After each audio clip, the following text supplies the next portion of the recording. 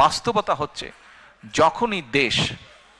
যখনই এই দেশের স্বাধীনতা সার্বভৌমত্ব হুমকির সম্মুখীন পড়েছে, যখনই এই দেশের স্বাস্থ্য ব্যবস্থা বলেন, অর্থনৈতিক ব্যবস্থা বলেন, সবকিছু ভেঙে পড়ার এটি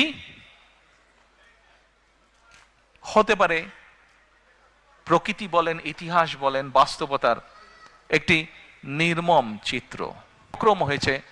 তখনই সেই দায়িত্বটা, সেই কঠিন দায়িত্বটা এসে পড়ে বিএনপির উপরে।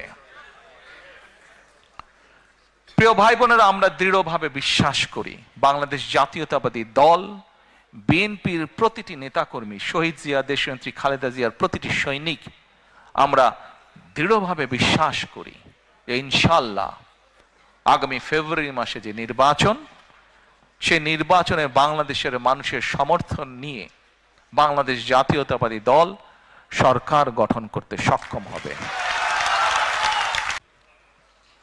বা কিভাবে বলবো আমি নিজেও ঠিক জানি না, বাট